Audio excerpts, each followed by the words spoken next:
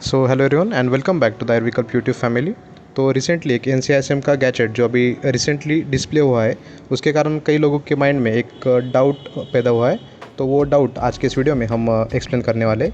तो देखिए, तो वो डाउट क्या है, AIPGT 2024 का जो एग्जामिनेशन अभी होने जा रहा है, तो इसके बारे में डाउट है कि क्या वो अप्रैल मंथ में हो सकता है। तो ये क्वेश्चन आपके माइंड में क्यों अराइज हुआ है? बिकॉज ये जो गैजेट का नोटिफिकेशन आया था उसमें उन्होंने एक थोड़ा सा कंट्रोवर्शियल स्टेटमेंट बच्चों को लगा था, तो उस कारण काफ़ी लोग डर गए।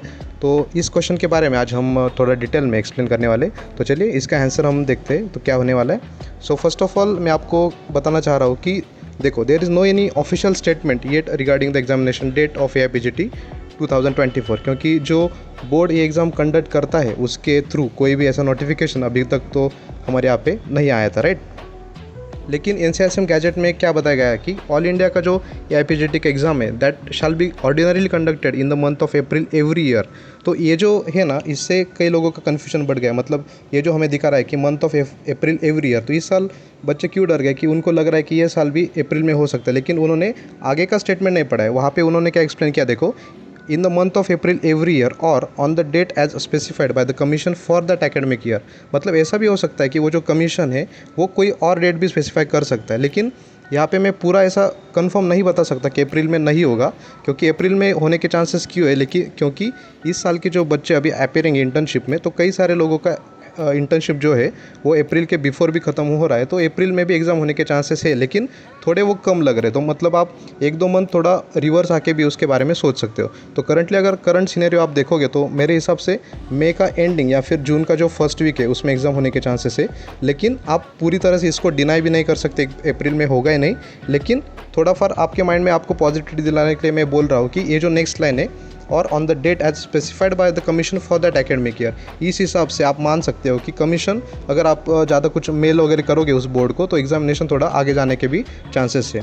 तो ये जो नोटिफिकेशन जो दिया था वो देखिए, the gadget of India, Bharat का राजपत्र जो है NCISM की तरफ से, यहाँ पे हमने दिखाया था कि भारतीय चिकित्सा पद्धति राष्ट्रीय आयोग, उनके द्वारा जो अधिसूचना यहाँ पे जारी की गई उसमें ये मेंशन किया था। तो प्रूफ के साथ मैंने वो स्टेटमेंट भी यहाँ पे लिखा है। सो सेम स्टेटमेंट वहाँ पे हमने पुट फोर्थ किया था, ठीक है। So this was the statement कि AIPGT जो है वो जो in the month of April every year, ये उनको क्यों करना है, क्योंकि आफ्टर कोविड आपने देखा था कि हर साल जो है ना एग्ज़ाम आगे पीछे हो रहे थे। मतलब पूरा उनका शेड्यूल डिस्टर्ब हो चुका था।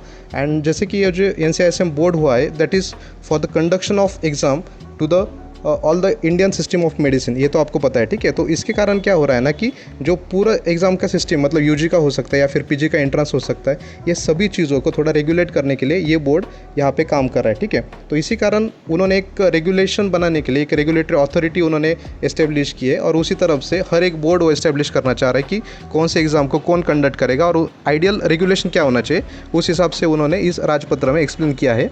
लेकिन ये जो स्टेटमेंट है उसके कारण आपके माइंड में जो कन्फ्यूजन क्रिएट हुआ था कि in the month of April every year, तो ये थोड़ा फर आप कंट्रोवर्शियल इसको मान सकते हो, और थोड़ा माइंड में रख के चलना कि एग्ज़ाम एक दो मंथ बाद में, अप्रैल के बाद में होगा। मतलब जून आप पकड़ के चल सकते हो, लेकिन अप्रैल में भी होने के चांसेस है। मतलब अप्रैल में अगर होने के चांसेस है तो उस हिसाब से आपको स्टडी आपका प्लान करना पड़ेगा। एटलीस्ट ऐसा समझ के चलो कि आपके लिए थोड़ा वार्निंग साइन काइंड ऑफ आप इसको कंसिडर कर सकते हो। तो आपका जो भी स्टडी का भी पेस चल रहा है करंटली, उसको आप थोड़ा बढ़ा सकते हो।